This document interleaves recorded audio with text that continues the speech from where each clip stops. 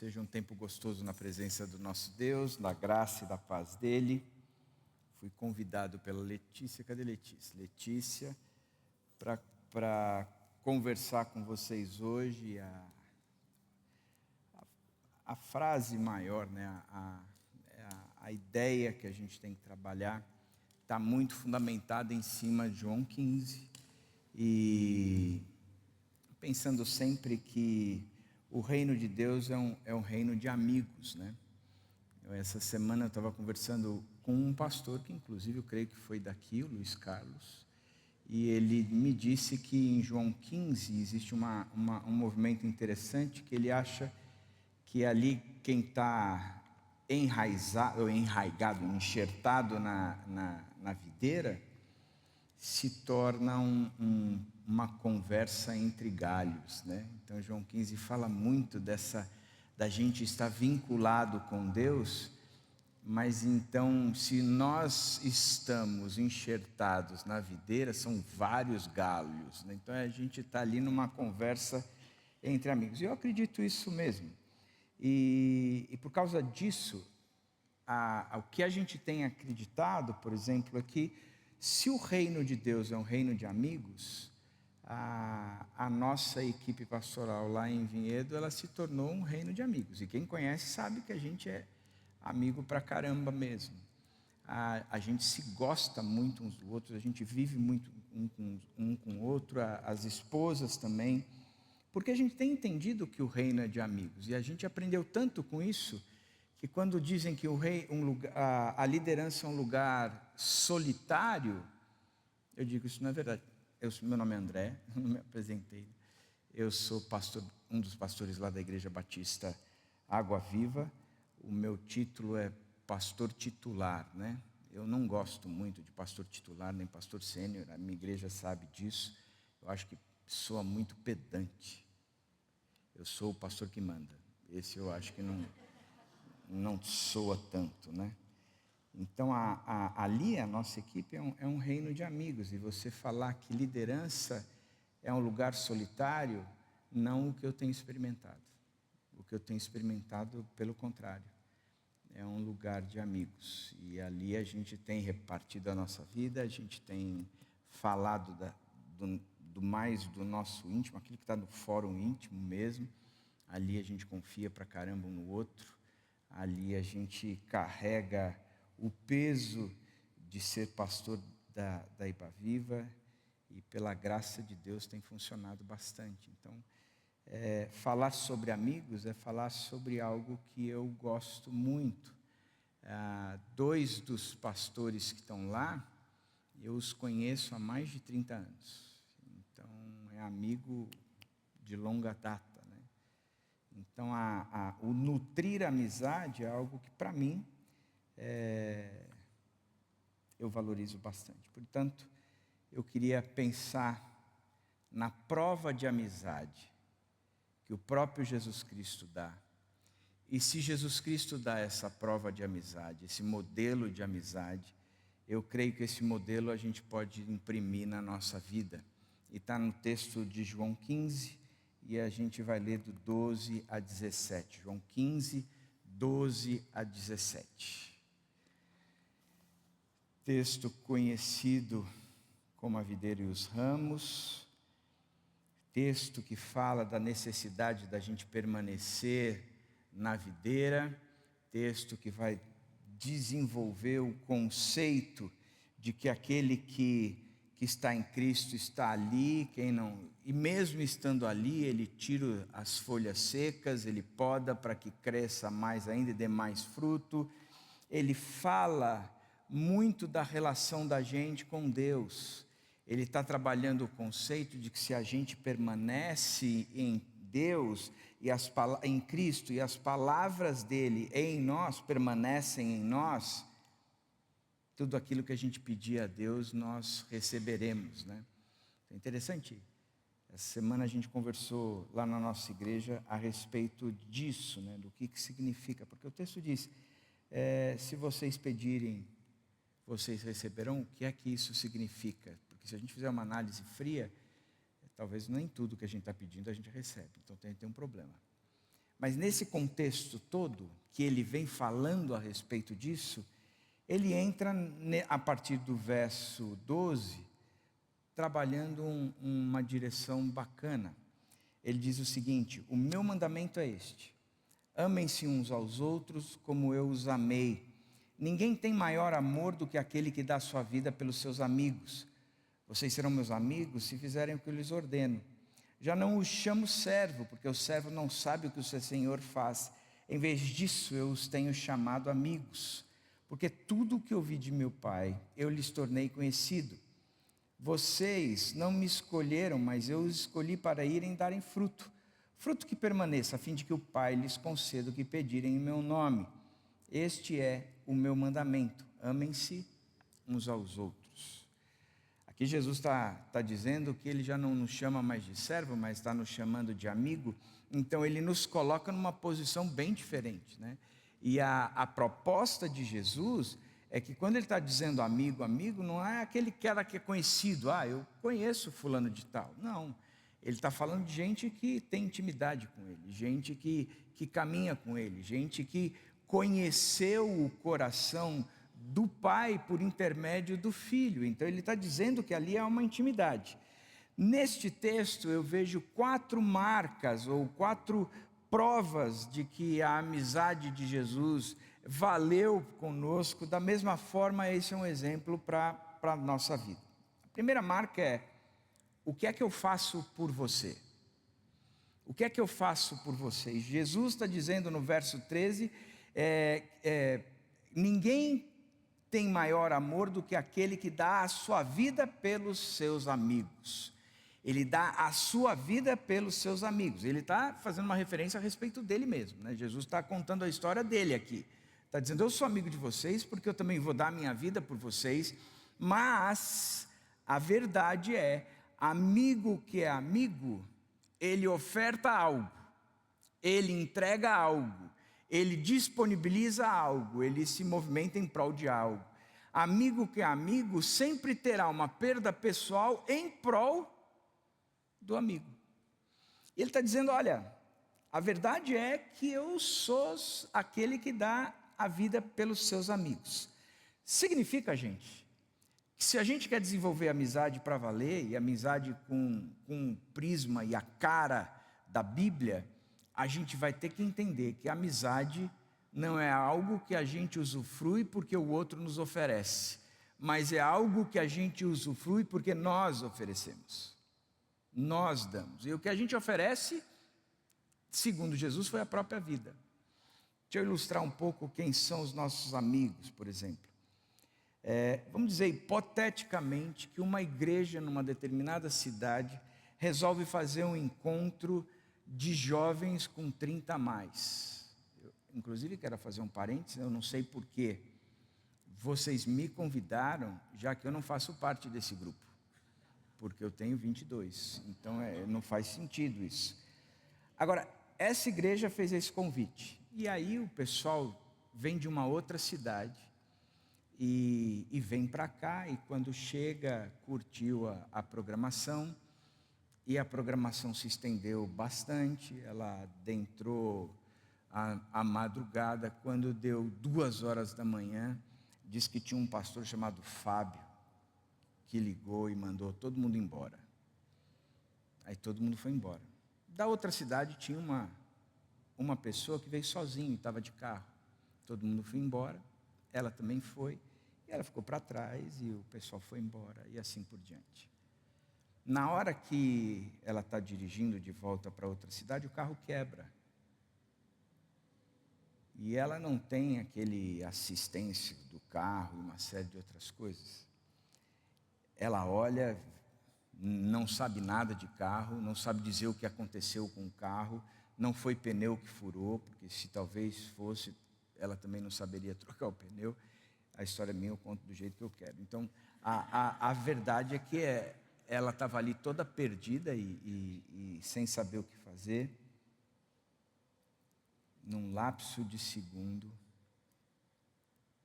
ela fala: tenho que ligar para alguém. Os que me atenderiam nessa hora só pode ser tal. Então eu vou ligar para ele. Acontece ou não acontece isso? Que a gente sabe, esse aqui eu posso contar. Nessa hora da madrugada, e aí eu ligo. Eu estava dormindo? Claro, amanhã tem igreja, sou eu que dirijo o louvor. Ele, desculpa, o meu carro quebrou, eu não sei como consertar, preciso de ajuda, você tem como me buscar? Eu vou deixar o carro aqui, amanhã eu conserto. E o outro sujeito, como muito crente, disse, não tem Uber? Porque é amigo. Ele falou, não, pode deixar que eu vou te buscar. E ele sai de casa, vem buscar, no dia seguinte traz a ajuda, a direção para o carro, a direção no sentido de o que é que a gente vai fazer com esse carro que quebrou, e fica ali monitorando tudo mais. Amigo é aquele que oferta algo, é que está sempre disposto a dar algo, porque o próprio Jesus nos ensina que esse é o modelo. Um modelo de que não há empecilhos. E ainda o que Jesus está dizendo é que o que é ofertado pelo próprio Jesus Cristo foi a própria vida, né? Dar a vida pelos amigos. Então não existe amizade que não seja fundamentado naquilo que eu posso ofertar para o outro. Não entre na amizade naquilo que o outro pode lhe ofertar, porque esse não é o reino de Deus. O reino de Deus é sempre de algo que eu tenho para fora. Porque se um dia eu precisar, alguém que tem me dará. Mas é sempre daquilo, do que eu tenho, do que eu posso ofertar. Eu posso ofertar meu tempo, eu posso ofertar meu carro, eu posso ofertar os meus ouvidos, eu posso ofertar a minha sabedoria, eu posso ofertar dinheiro e ele está precisando, seja lá o que for. A questão é, o que é que eu faço por você? O que é que eu dou para você? O que é que eu posso de fato ofertar? Segunda coisa que o texto nos mostra, e a marca de uma relação é, eu confio em você. O verso 15 diz o seguinte, em vez disso, eu os tenho chamado amigos, porque tudo o que eu ouvi do meu Pai, eu lhes tornei conhecido. Jesus traz aqui a história dizendo, meu Pai, Ele trouxe falas importantes, inclusive dizem a respeito de vocês, e estas falas eram algo tão minha, porque Ele me entregou, mas eu confiei em vocês, e porque eu confiei em vocês, eu entrego essas coisas para vocês. Eu confio, eu sei que eu posso contar com você. Eu confio a tal ponto de que eu gosto de estar do seu lado, mesmo que seja de boca calada, um com o outro, eu quero estar aqui do seu lado e gastar esse tempo com você, simplesmente porque eu confio. E confiar é dizer, eu posso contar as coisas para Ele, eu posso ouvir as coisas dEle, eu posso entregar as minhas coisas para Ele, eu confio, eu simplesmente confio. Porque o que Jesus Cristo fez foi aquilo que Ele recebeu, Ele também confiou, Ele também entregou. E aqui eu quero ilustrar como é que a gente entende essa confiança. Você está desempregado e está marcado na segunda-feira, às 10 horas da manhã, uma entrevista numa empresa, onde você tem muita chance de ganhar aquele emprego, às 10 horas da manhã. E é o emprego dos seus sonhos. Você gostaria muito de trabalhar nessa empresa. Só que esse final de semana era aniversário do seu pai, e você mora numa outra cidade, e você teve que ir visitar o seu pai. Mas 10 horas da manhã, você tinha essa entrevista de emprego. O fato é que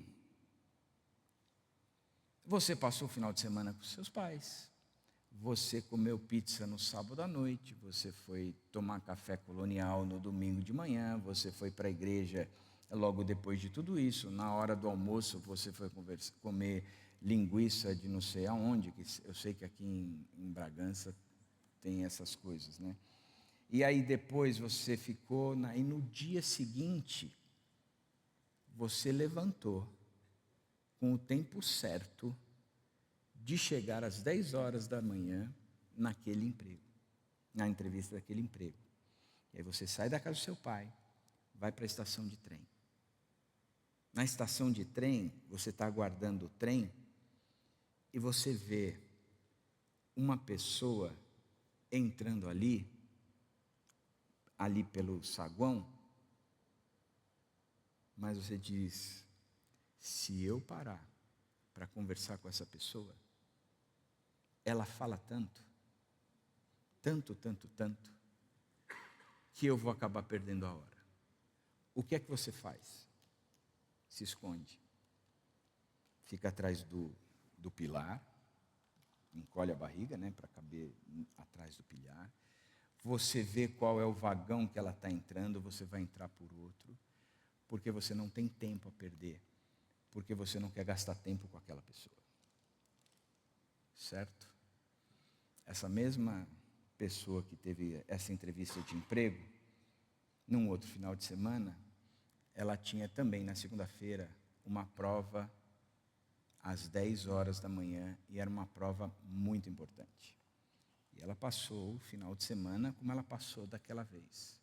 Saiu no horário que saiu, da mesma forma como da outra vez, só que ela, na estação, ela vê aquele rapaz ou aquela moça que ela sempre quis encontrar,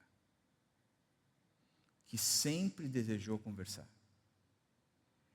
que tinha visto num dos encontros de 30 a mais, disse: é a pessoa que Deus preparou para mim. É a pessoa que Deus preparou para mim. Eu sonhei com essa pessoa, me foi revelado isso em sonho, a cara da pessoa estava aqui na minha frente, no meu sonho. Quando eu despertei, eu disse: é isso aí, Deus, o Senhor não falha, e eu estou vendo agora na estação a pessoa com quem eu sonhei, e eu sei que isso é presente de Deus. Tirando a espiritualidade, mas colocando aí todo o afã que existe nessa história, o que é que a pessoa faz? Vou fazer prova substitutiva, mas essa oportunidade eu não perco. Eu vou deixar a prova para lá, mas Deus encaminhou esse negócio e eu vou resolver essa parada agora. Por quê? Porque aquela outra, você não tinha toda essa confiança de querer gastar tempo, repartir a vida, ofertar coisas, como eu falei primeiro. Essa segunda não. Se depender de você, o pacote está fechado. Por quê? Porque é uma questão de confiança. É uma questão de entrega. É uma questão de dizer: aquilo que eu tenho como um tesouro, eu também reparto. Não é algo que eu quero segurar. A minha vida, que é o meu bem maior, eu gosto. E gosto tanto que quando eu confio tanto numa pessoa, eu posso estar tão tenso em relação à prova ou à entrevista de emprego, que eu encontro um amigo do meu lado, e ele sabe, um amigo também naquela estação, e esse eu falo: você vai sentar comigo, mas eu estou tão tenso, que você não vai abrir a boca. Nós vamos até o ponto final que a gente vai ter que descer, você vai ficar calado do meu lado, simplesmente orando, ou pela minha prova, ou pela minha entrevista de emprego. Mas eu confio, fica aqui, eu gosto de ter você do meu lado.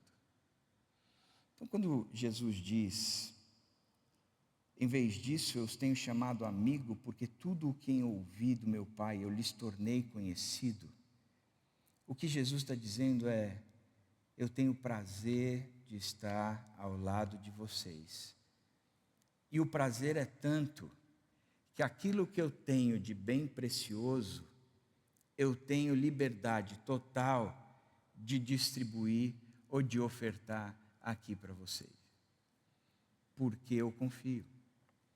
Porque nós caminhamos juntos, porque é isso aí que nós queremos juntos. Então, você olha aqui o que eu faço e eu confio em você. O terceiro marca da amizade é: eu te amo como Jesus me ama.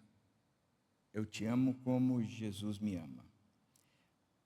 Amem-se uns aos outros, como eu os amei. No verso 12. Amem-se uns aos outros, como eu os amei. E, gente, na boa, Jesus pedir isso para nós é osso. Porque ele não está dando um padrão qualquer. Ame uns aos outros como Pedro me amou. Ele me negou. Mas ok, me amou. Tanto que lá no final eu perguntei para tu me amas. Ele falou, o senhor sabe todas as coisas. O senhor me ama, o senhor sabe todas as coisas. Não é amem uns aos outros como Tomé me amou. Tomé, tu me amas? Só se eu puder botar o dedo aí e enxergar, aí eu acho que eu amo. Ele diz, amem-se uns aos outros, e o padrão é como eu os amei. E ele termina esse bloco no verso 17, dizendo, este é o meu mandamento, amem-se uns aos outros. Uma das coisas que eu tenho entendido é que a vida cristã, daquele que é cristão de fato, ela é marcada pelo amor. Porque Jesus ensinou isso várias vezes. Quais são os principais mandamentos? Ou como é que a gente reduz o mandamento, resume os mandamentos? Jesus, amarás o Senhor teu Deus de todo, com toda a tua força, que você vai amar o Senhor teu Deus em primeiro lugar. E depois você vai amar o próximo como a ti mesmo. Essa é a marca daquele que me segue. O amor é a marca daquele que me segue. Uma vez a Dani me chamou, a gente ia fazer alguma coisa em Campinas, e a Dani ia se encontrar com as mulheres dos 60 a mais da nossa igreja, numa segunda-feira, porque as mulheres dos 60 a mais não pagavam ingresso na segunda-feira, e elas iam assistir Paulo, o apóstolo. Vamos, André, vamos? Eu falei, ok, nós vamos. O meu filho mais novo também foi comigo. Eu acho que era alguma coisa de passaporte que a gente fez num shopping lá perto. Aí a gente chegou no shopping e o cinema era aquele que você senta e você aperta o botão, a cadeira vai deitando assim, né? Eu lembro que eu não consegui assistir o começo do filme. Eu já tinha dormido. E o filme rolou. Eu e o meu filho Felipe, nós dormimos, uma hora de conchinha assim, outra hora de conchinha assado, mas a gente estava dormindo bem ali. Tadinho do Paulo, se dependesse da gente, a gente era aquele que caiu da janela. Quando eu acordei, o resumo era, tinha algum comandante do exército romano que estava com alguém doente, e ele precisava dessa ajuda, e Paulo falou, nós vamos trazer aqui, vamos receber, e aí havia uma movimentação contrária, dizendo, a gente não vai fazer isso, a gente não vai fazer isso, trazer esse comandante para dentro da nossa toca, desvendar todos os nossos segredos, e fazer isso vai ser roubada. Ele vai descobrir tudo o que está acontecendo aqui, e depois ele vem com o exército preparado. Acho que na cabeça de Paulo deve ter passado, eu já passei, ou já estive no mesmo lugar que esse comandante. Na minha conversão, nem mesmo os apóstolos acreditaram nela. Mas nós vamos fazer diferente. Porque nós seremos conhecidos pelo amor. E você lê a carta de Romanos está falando do amor de Deus por nós o tempo todo. Que a marca do cristão é exatamente essa que Jesus deixou. Amem-se uns aos outros como eu os amei. Cada vez mais, eu tenho crido que aquele que não ama o próximo, esse ainda não amou a Deus. Porque a salvação, ela é a equalização do amor na nossa vida. Você vai passar a amar a Deus em primeiro lugar, e você vai amar o próximo como a ti mesmo. Essa é a marca. Como é que eu vou ser conhecido? Eu conheci Deus. E aquele que conhece Deus, conhece o amor, porque quem não conhece Deus, quem não conhece Deus não conhece o amor, porque Deus é amor. Mas eu conheci Deus, portanto eu conheci amor. Eu tenho um amigo que compôs uma música que diz que o amor é uma pessoa. Ele trouxe o amor para a condição ali de um ser. O próprio Deus é a fonte de todo o amor, é onde o amor existe. Então, se eu conheço este Deus, se eu me entreguei a este Deus, se eu me tornei obediente a este Deus, o amor é prática na minha vida, é marca na minha vida. Eu vou amar. Então, o cristão que não ama, ele tem um problema sério. Porque o problema não é amar o próximo. O problema é, o amor a Deus não está refletindo no amor ao próximo. Portanto, o problema não é aqui, é aqui. Porque aqui é o lugar do primeiro amor da gente. É aqui que eu vou amar de forma intensa. A partir daqui, eu passo a amar as outras pessoas. Mas essa que é fato. Amor é consequência. O amor é consequência. A gente pode discutir o que é amor. Amor é sentimento. É uma flor roxa que nasce no coração dos trouxas. O que é amor? Ok, amor é sentimento, sem dúvida nenhuma. Mas não é só. O amor também é racional. Eu entendo que eu tenho que amar, portanto amo. E vou amar na condição de 1 Coríntios 13. A condição de 1 Coríntios 13 é que o amor ali é muito mais caracterizado por compromisso do que sentimento. O amor, ele escolhe essas coisas. Ele escolhe não arder em ciúmes. Ele escolhe tudo crer, tudo espera. Ele escolhe afirmar que o amor nunca acaba. E viver isso. Por quê? Porque o amor é isso aí. O amor é isso aí. Tem a ver com essa escolha, com esse compromisso. É sentimento, é compromisso. Ele é algo que para mim é racional, para mim brota do meu sentimento, para mim vem movido pelo Espírito. Mas o amor, se a gente tem que amar com toda a nossa força, significa que às vezes eu não vou entender o porquê. Não vejo algo como espiritual brotando dentro de mim. Eu não tenho nem esse sentimento, esse desejo de amar. Mas eu vou amar na marra. Eu vou fazer o amor brotar de qualquer jeito. Porque o amor, além de tudo isso, ele também tem a ver com a decisão e o comportamento. Portanto, eu me posiciono em amor. Porque é assim que um cristão tem que ser. É assim que é a nossa marca. O nosso povo, e cada vez mais eu tenho crido nisso, uma igreja, ela não é formada pelos grandes cultos, pelas grandes celebrações. Isso é importante, tem que ter. Mas uma comunidade cristã de fato, ela tem que ser conhecida pelo amor. Numa amizade, não há amizade sem amor.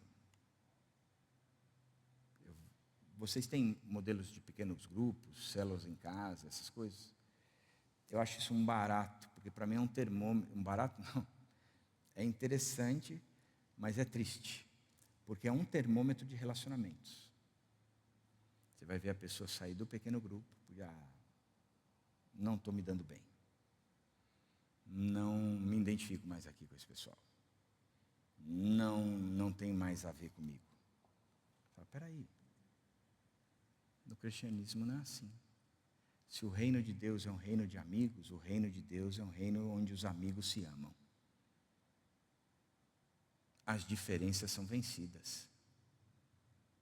Mesmo porque, se Jesus é o nosso centro, as diferenças, elas caem por terra, porque todos os nossos valores, princípios, elas partem da mesma pessoa, o próprio Cristo. O Fábio é meu amigo. A gente tem encontros esporádicos, assim, a gente conversa bastante. Para nós, na nossa cabeça, a nossa amizade não pode acabar. A gente tem que sustentar isso. E mesmo antes de conhecer o Fábio, no começo da nossa caminhada, o que foi interessante foi ver o quanto a gente tinha em comum, sem nunca nos conhecermos. E o que é que nós tínhamos em comum? Uma esposa brava, mandona? Também, né, Fábio? Também, por aí, né? Não. Era os derivados de Jesus na nossa vida. Porque Ele é a fonte de toda a nossa identidade. E a partir dele, o nosso amor brota dali. Portanto, não há amizade sem amor. Não há amizade sem amor. Amem uns aos outros como eu os amei. O texto de Efésios 5 é um texto interessante, porque ele está lá para a igreja como um todo, né? Sujeitem-se uns aos outros no temor de Cristo. Depois ele vem e diz, mulheres sejam submissas aos seus maridos. Depois ele apresenta uma terceira condição, e uma terceira condição longa, porque a lista de obrigações e compromissos e o próprio comprometimento do homem é gigante. Dizendo, maridos, vocês devem amar as suas esposas como Cristo amou a igreja e se entregou por ela. A gente olha para esse texto todo sem entender necessariamente o contexto histórico, a gente interpreta algo errado. Porque a partir do momento que ele diz, sujeitem-se uns aos outros, quando ele vem para o casamento e diz para a mulher se sujeitar ao seu marido, não há novidade, concorda? Não há novidade. Mas quando ele chega e diz, você tem que se sujeitar ao seu marido, porque ele é o cabeça, assim como Cristo é o cabeça, ponto. E logo depois ele vem dizendo, maridos, vocês devem amar as suas esposas como Cristo amou e se entregou. Ele está dizendo, ô cabeça, deixa eu dizer um negócio para você. Você tem que amar a sua esposa como eu amei a igreja, inclusive você. O que isso significa? Éfeso era a colônia romana, uma das principais na Ásia Menor. Roma tinha um imperador. Este imperador, ele tinha criado para si a ideia de que ele era uma figura divina. Não é que ele era um semideus, ele era uma figura divina. O imperador era Deus. Tanto era Deus que existiam os cultos imperiais. Esses cultos imperiais, eles tinham que ali prestar toda a adoração, a sua veneração a esse imperador, porque ele exigia isso. Ele colocava como ordem. Ele dizia, eu sendo imperador, se nós estivermos numa guerra, vocês vão morrer por mim. Eu sendo imperador, se nós quisermos conquistar um espaço, vocês vão lá. E se for preciso, vocês vão morrer por mim. Eu sou o imperador e eu sou uma figura divina, portanto, nessas celebrações imperiais, eu quero adoração, vocês têm que falar bem de mim. E era obrigatório o pessoal ir para um palanque e falar bem do imperador. Por quê? Porque o cabeça daquele império exigia para si a morte e a dedicação exclusiva. Então Paulo chega para o povo de Éfeso, os homens casados, e diz: olha, presta atenção, vocês vão amar como Cristo amou. E como é que Cristo amou? Ele foi o primeiro a morrer. Ele foi o primeiro a se entregar. Ele foi o primeiro que fez o caminho inverso do que o imperador fazia. Só que ele é o cabeça do universo. E o cabeça do universo nos deu o exemplo de que a amizade é algo tão importante, e no casamento, a função do homem de amar e se entregar como Cristo amou é algo tão importante, que este movimento de amar e se entregar vai extrair da mulher o que há de melhor nela. E essa era a ordem dada. É isso que vocês vão fazer. Vocês vão amar a sua esposa, extraindo dela o que há de melhor. O que há de melhor? A relação dela com Deus. Ela se tornar parecida com Deus. O lavar pela palavra. O ser tornar santificada diante do Pai. Então, o cabeça da casa tem que ser igual o cabeça do universo, que sendo o cabeça, foi o primeiro que se entrega. Sendo o cabeça, é o primeiro que renuncia. Sendo o cabeça, é o primeiro que morre. Sendo o cabeça, é o primeiro que deixa para lá. O amor, como Jesus ama. Como é que Jesus ama? Dessa forma. Se entregando, morrendo, no compromisso mesmo. E não tem a ver com sentimento, até pode aparecer de vez em quando, mas tem a ver mesmo é com compromisso e obediência. Aquele que tem os meus mandamentos e os guarda, este é o que me ama. Aquele, em outras palavras, parafraseando, aquele que obedece é o que me ama. Então, amor é fruto de obediência. Incrível isso, né? Se eu obedeço a Deus, fluiu o amor na minha vida de forma sobrenatural. Então, a amizade, sem dúvida alguma, a amizade, ela tem que ser caracterizada pelo amor. Então, o que é que eu faço por você?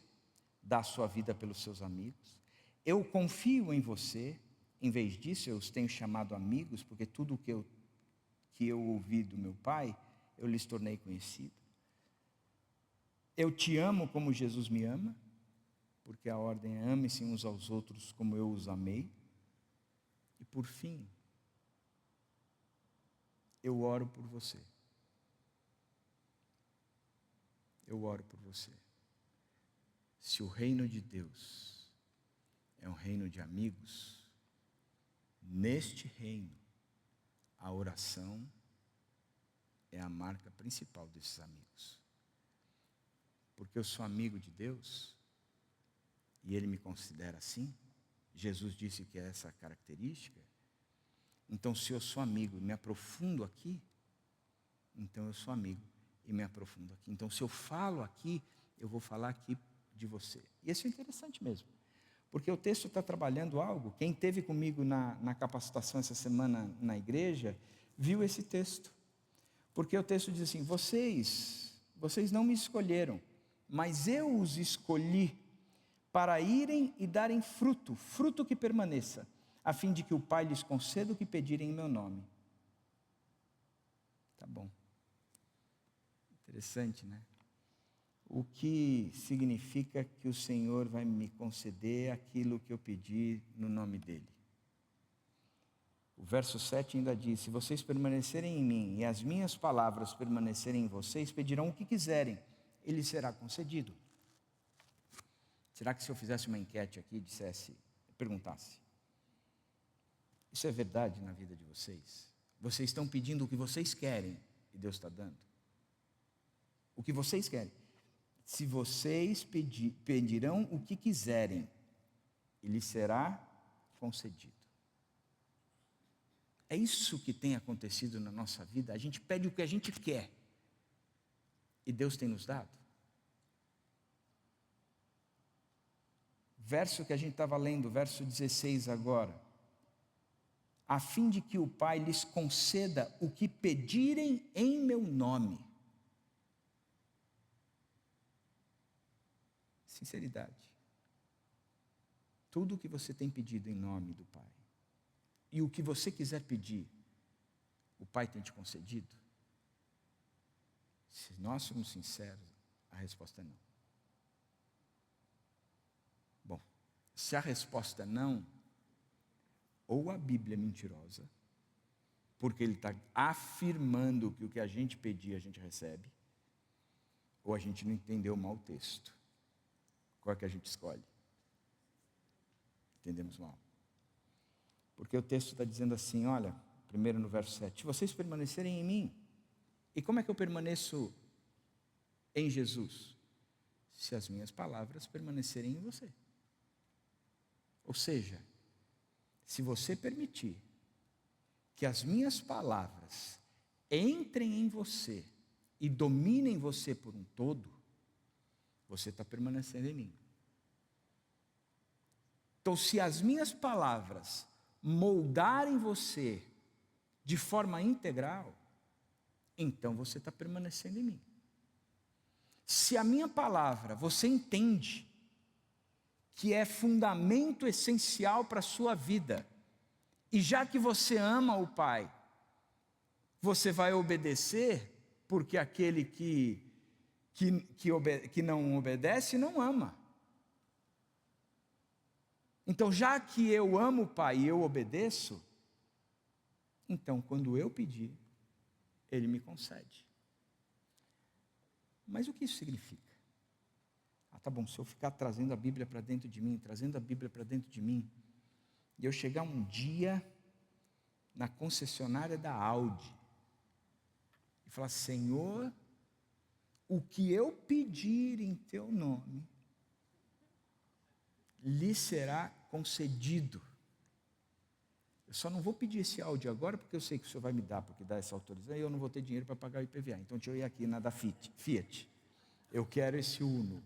E buf, cai o Uno no seu colo. Será que é assim? Não. Porque o texto continua dizendo, mas eu os escolhi, e o texto está dizendo de uma escolha de Deus, mas essa escolha tem um propósito.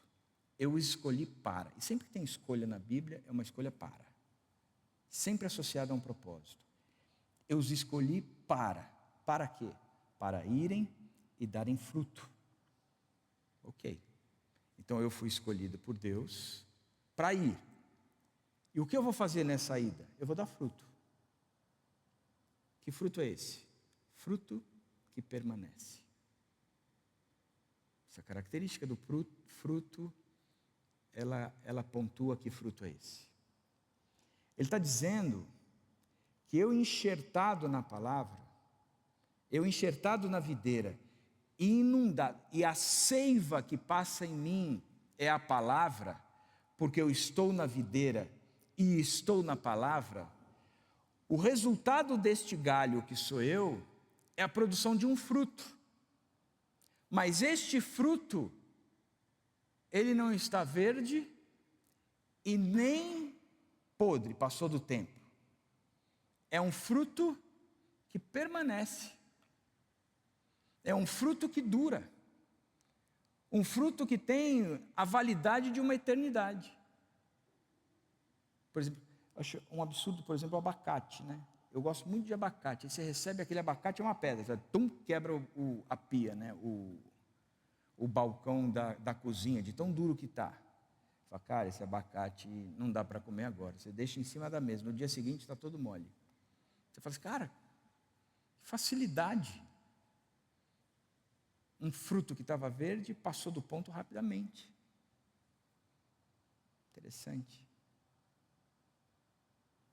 Aqui, ele está falando que o fruto que a gente produz não é isso. Pelo contrário. É um fruto que permanece, que não tem data de validade, que valerá para sempre.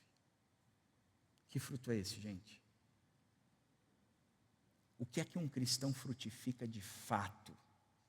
Alguém vai dizer o Espírito, o fruto do Espírito. Não, isso quem frutifica é o Espírito. Tanto que está a marca, fruto do Espírito.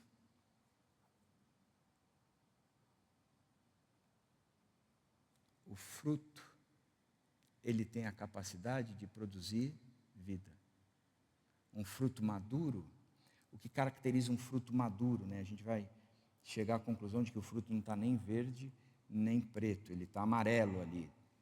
Então ele está maduro. Não. A maturidade de um fruto é quando a sua semente está pronta para reproduzir outro fruto igual ao dele. O que é fruto que permanece? É aquele fruto que é semelhante ao meu fruto. Quando a gente diz que dessa terra a gente não leva nada, não acho isso uma verdade. Porque Paulo diz assim em Tessalonicenses: quando Jesus se revelar, sabe quem será minha coroa, minha alegria e minha esperança? Ele responde: vocês serão a minha alegria e a minha coroa.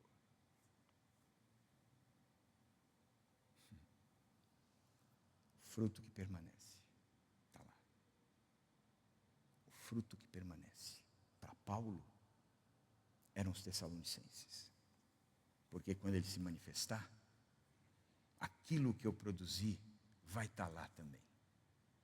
Aquilo que fez parte da minha vida, da minha jornada com Deus, o amor dele me invadiu de tal jeito que eu expandi esse amor para fora e eu fiz coisas porque eu fui amigo deles, eu confiei e me confiei a eles, eu os amei como Jesus me amou, portanto, eles serão meus frutos. E o que eu acho bacana no texto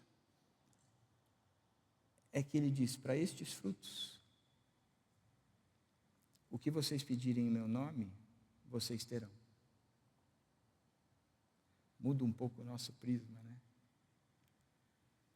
Porque a gente tem e batalha por respostas de oração para coisas que são nossas, nosso desejo, que a gente gostaria de ver mudança.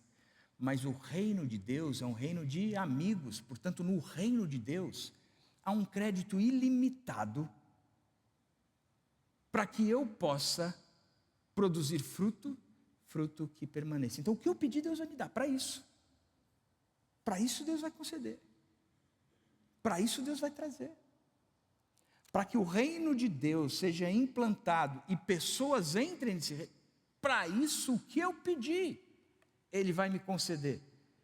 Para que galhos sejam enxertados nessa videira, o que eu pedir, Ele vai me conceder. Para que o reino cresça e eu possa dar esses frutos que permaneçam, o que eu pedir, Ele vai me conceder. Portanto, o reino de Deus é um reino de amigos, aonde a oração um pelo outro, ela é essencial. Essencial. Inclusive, estava conversando com alguns da igreja essa semana também, pensando na parábola do semeador. Né? O semeador saiu, pegou a semente e jogou. Parte dela caiu longe do sulco, vieram os pássaros e comeram. Parte dela em terreno rochoso, que não permitiu que as raízes se tornassem profundas.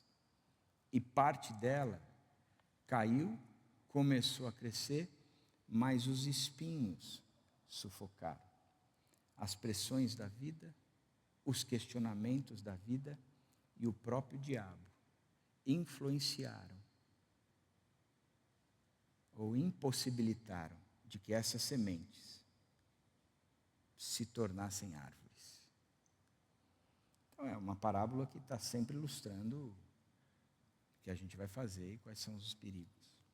Mas eu comecei a entender que essa parábola ela tem um outro lado.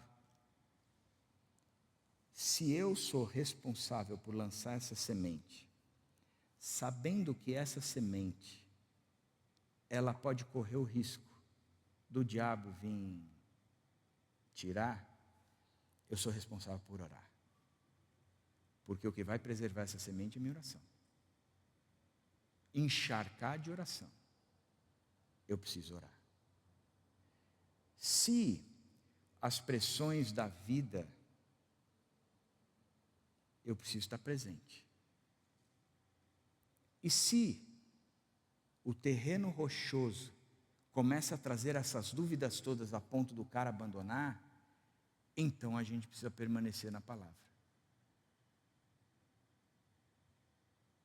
A responsabilidade dessa semeadura não é só da semente, mas é também do semeador, para que ela vingue. Portanto, a oração é chave disso, porque eu sei que existem ladrões de alma, de coração, de mente, o diabo e seus comparsas. O que eu preciso fazer? Orar. Ele já é destruído, ele já é condenado. Lembra de Gênesis? A maldição que Deus deu a ele, o diabo, foi: o filho dela vai esmagar a tua cabeça. Jesus morreu e ressuscitou. A cabeça do diabo já foi pisada. Portanto, eu tenho que orar, porque ele já é vencido. O reino de Deus é um reino de amigos. A amizade no reino de Deus é caracterizada por: o que é que eu faço por você? Eu confio em você. Eu te amo como Jesus me ama. E eu oro por você. Eu oro por você. Essa é a marca da amizade. Que a gente construa as verdadeiras amizades a partir desses princípios bíblicos. A partir dessa conversa de Jesus.